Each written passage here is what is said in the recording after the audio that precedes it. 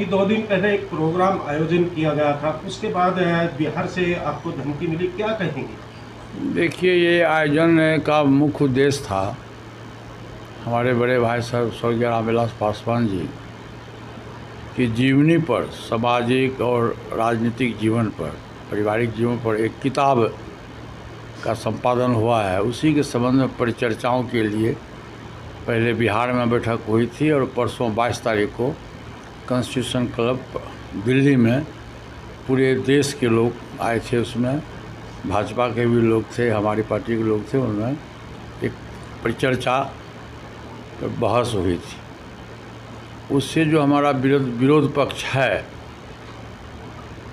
वो काफ़ी मायूस हो गया और उसने हमको धमकी दिलवाया अपने आदमी से।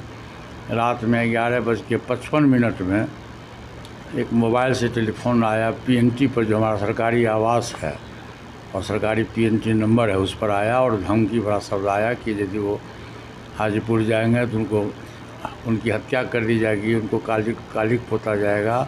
उनको कहिए कि हाजीपुर से चुनाव नहीं लड़ें और चिराग पासवान के लिए छोड़ दे। उसने चिराग पासवान का नाम लिया, मैं ऐसे नाम नहीं ले रहा हूँ, उसने चिराग पासवान का नाम लिया और उसके रिकॉर्ड है मेरे पास में, जो बोला है उसका बयान भी मेरे पास में है। तो इस ढंग से ये तीसरी घटना है। सबसे पहले जब हम भारत सरकार के कैबिनेट मिनिस्टर बने और पहली बार जब हम हाजीपुर अपने क्षेत्र गए तो उसमें भी मेरे ऊपर जानलेवा हमला हुआ था, मेरी गाड़ी पर पथराव किया गया था। दूसरी घटना है, एक मोकामा बिहार में है, बाबा चौहरमल की जयंती होती है प्रत्येक साल, उस जगह मैंने गया था। तो उसने बाहर से कुछ गुंडा को बुला के और दारू पिला करके हम पर पथराव करवाया था, नाराबाजी किया था। और ये परसों तीसरी घटना है। तो लगता है कि राजनीतिक रूप से वो परेशान हो गया, राजनीतिक रूप से अब उसको ये एहसास हो गया है कि 2024 का लोकसभा चुनाव जीत नहीं सकता है। इसलिए तरह तरह का षड्यंत्र मेरे खिलाफ में रच रहा है और मुझको आशंका है कि इस बहाने कहीं हमारी वो हत्या नहीं करा दे। इसलिए मैंने पत्र लिखा है माननीय गृह मंत्री जी को और मैंने कहा है, आग्रह किया है उनसे कि आप इसकी उच्च स्तरीय जाँच कराइए और जो दोषी, जिस आदमी ने टेलीफोन किया है उसको बुला के पूछताछ किया जाए कि किसके बहकावे पर उसने ऐसा किया है। और साथ साथ चूँकि हम प्रदेश राष्ट्रीय अध्यक्ष भी हैं पार्टी के, दलित सेना के अध्यक्ष भी हैं पूरे देश में और ख़ास के बिहार में मुझको जाने का मौका मिलता है, इसलिए हमारी सुरक्षा की भी समुचित व्यवस्था कराई जाए।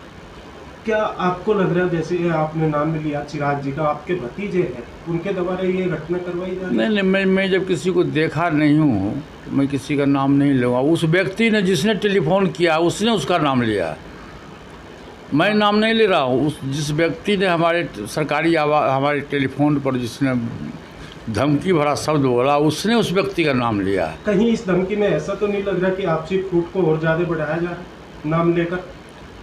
मैंने आपको कहा ना कि हमारी जान पर खतरा है। उसने नाम लिया कि अमुक आदमी को तुम चुनाव लड़ने दो हाजीपुर से, नहीं तो इसका भविष्य में इसके रिजल्ट बुरा होगा।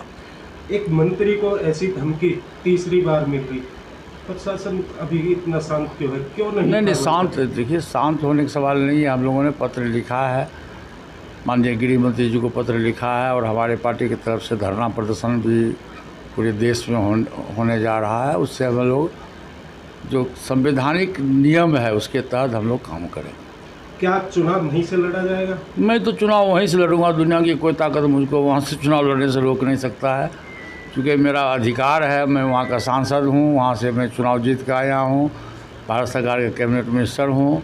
और हमारे बड़े भाई साहब जब वहाँ से चुनाव लड़ते थे तो उन्होंने अंतिम समय में ही मुझको ही अपना उत्तराधिकारी बनाया और मैं 2019 में चुनाव जीता। मैं चुनाव लड़ा भी, मैं चुनाव जीता भी, मैं भारत सरकार का मंत्री भी।